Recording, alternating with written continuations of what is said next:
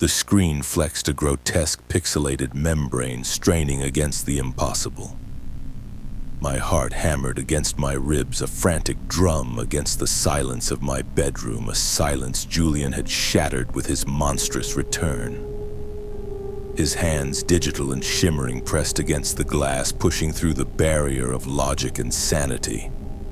I could feel the cold dread crawl up my spine, a sensation I hadn't known since the chill of that tenement, since Peter's last breath. This wasn't a trick. This was a violation and invasion that threatened to unravel the carefully constructed tapestry of Victor Kane. That was the moment the charade ended, the point where my carefully cultivated control dissolved into raw, primal fear. But the seeds of this digital nightmare, this insult to my very being, had been sown months ago when I made the mistake of allowing a pathetic, clingy artist named Julian to believe he had any claim over me. Any man who has ever had to discard a woman, or in my case, a particularly persistent man, understands the delicate dance. Rejecting someone you've allowed into your orbit, even briefly, is far more perilous than dismissing a stranger. It exposes a vulnerability, a crack in the facade of invincibility I so meticulously maintain. Julian, a self-proclaimed technological innovator with a flair for the dramatic, had dated me for 6 months. He was initially a fascinating distraction, someone whose peculiar brilliance I thought I could harness, perhaps even exploit for a future venture.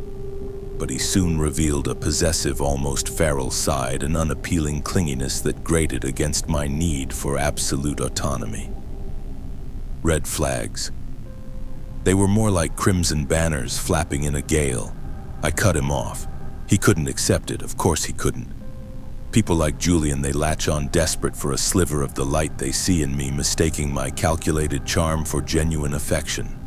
His relentless pursuit began a crude, amateurish display compared to my own subtle machinations. The man was a monster, yes, but a predictable one, his veiled evil now unleashed in a torrent of threats and pathetic pleas. He started with threatening social media posts, then escalated to candid photos he'd taken of me, a truly unforgivable violation of my privacy, my image. He even emailed a schedule of my family's movements, a pathetic attempt to demonstrate control. A restraining order, a mere piece of paper, did nothing to stop him. It was an annoyance, nothing more. A fly buzzing around my perfectly tailored suit.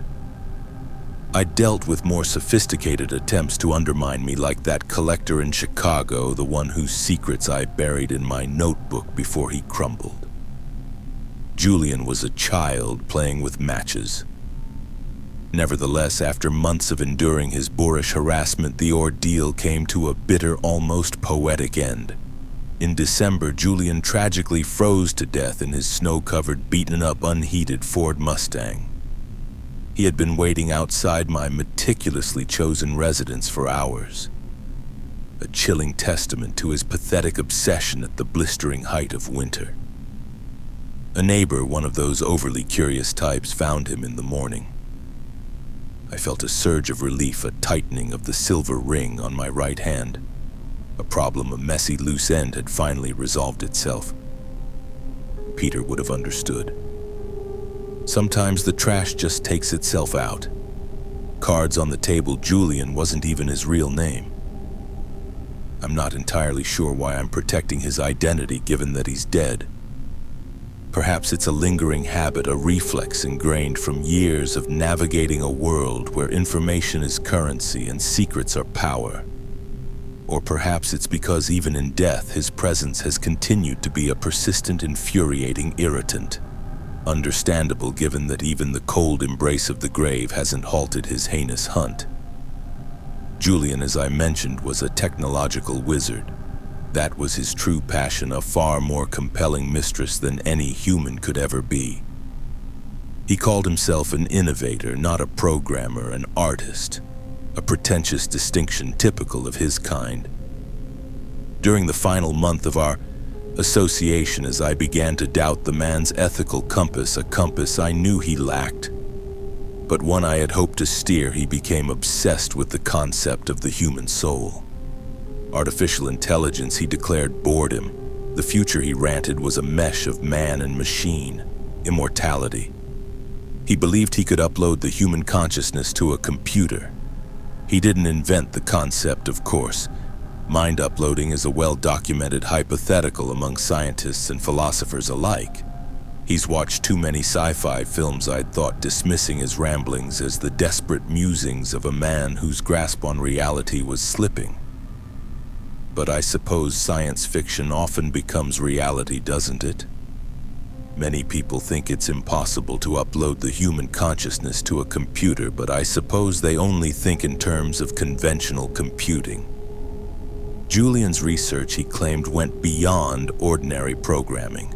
He was ranting and raving about something called gray code, an underground programming language of the occult.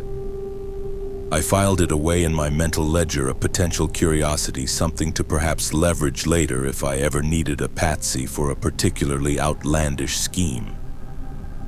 My pocket notebook, always close at hand, already held far more potent secrets. His eerie obsession didn't faze me, in all honesty. I would have endured the plight of the suffering artist had he not committed the unforgivable sin of striking me across the face on one particular evening. Abuse. That was the line. Not because it hurt, but because it was a public display of his pathetic inability to control himself and a direct challenge to my own control. An insult to Victor Kane. He apologized profusely, of course, weeping and groveling, a truly pathetic sight. But the longer I ignored his pleas for forgiveness, the more violent his messages grew, a testament to his utter lack of self-awareness. He was like a cheap imitation of that rival dealer who tried to expose my financial instability after the gilded frame incident. Both thought brute force could achieve what subtle manipulation could. They were wrong. After his death last month, I thought the torture would cease. It did for a couple of weeks, a blissful reprieve. I was already back to my usual routine, mingling with the elite, scouting for the next acquisition, plotting how to outmaneuver the competition. Emma, bless her naive heart, was a calming presence, a constant against the swirling chaos of my ambitions. I even allowed myself a moment of satisfaction, the cedar and amber scent of my cologne filling my immaculate study, a stark contrast to the stench of poverty that still clung to the edges of my memory. Then the awful things started happening. Julian Nice, Sunset Victor. That was his comment on a recent Instagram picture I'd begrudgingly posted, a strategic move to maintain my public image. My associates, ever so predictable, flooded my DMs asking whether I thought Julian's account had been hacked. Obviously. What an asinine question. The man was dead. It had to be somebody's perverse prank, perhaps one of his equally deranged relatives seeking a scapegoat for his demise. I'd already blocked Julian's account, which made the whole ordeal quite traumatizing for me. It suggested someone had bypassed Instagram's security, making me feel vulnerable, exposed. I contacted Instagram about it, demanding they rectify this egregious lapse. They apologized, suspended his account, and I thought that was the end of it. Another nuisance dispatched. The comments persisted, however. And it wasn't just happening on Instagram, it was happening on every one of my social accounts. Twitter, Facebook, even the obscure art forums I frequented.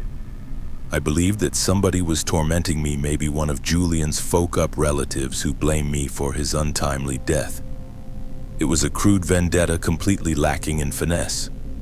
I told the police, of course, feigning a degree of distress. They promised to conduct a thorough investigation. Yeah, right.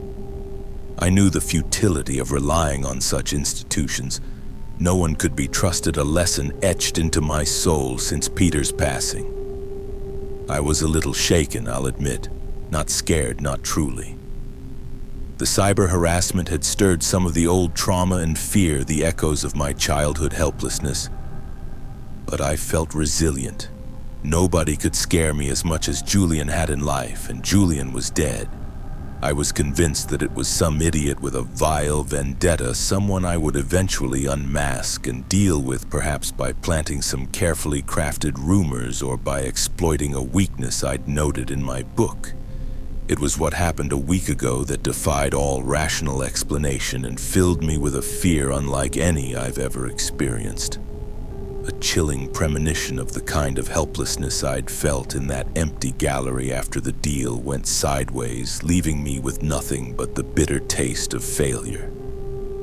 One night I was lying in bed reviewing some market projections on my tablet, the soft glow illuminating the polished surface of Peter's ring.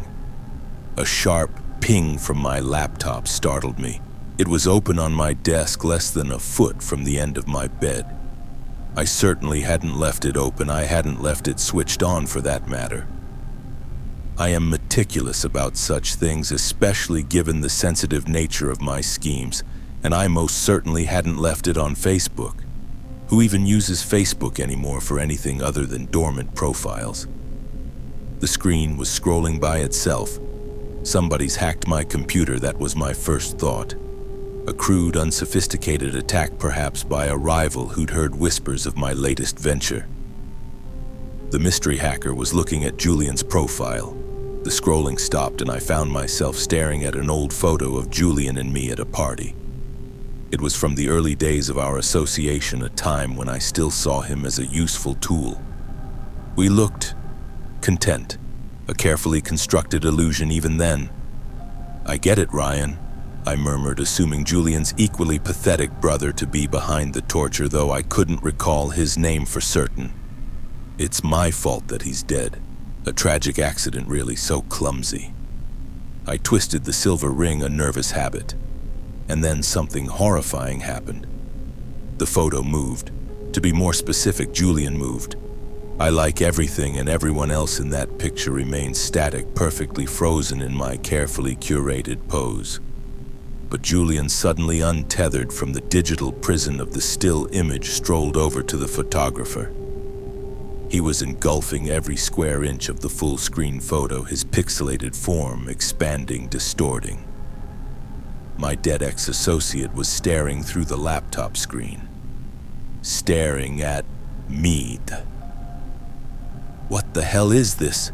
I cried breathlessly, my voice betraying a tremor I despised. I wasn't even sure how it was possible to override Facebook in that way, but I still felt that everything was within the realm of human possibility. "It's Ryan. It has to be Ryan." That didn't explain how he doctored an old photograph to include a moving video of Julian. Deepfake technology. It was advanced, but not impossible for someone with Julian's twisted genius. "Hello, Victor," Julian said. His voice was garbled, as if he were swirling in a blender, a distortion that grated against my finely tuned senses. My chest tightened. Had Julian recorded himself to torture me from beyond the grave? A pre-recorded message triggered posthumously. A desperate final attempt at control from a man who always craved it. "You look so beautiful," his inhuman voice gushed the words, dripping with a sickening familiarity. "I like your new hair. And the dog pajamas are adorable." I yelped quietly, a sound of pure shock, not fear. It couldn't be a pre-recording.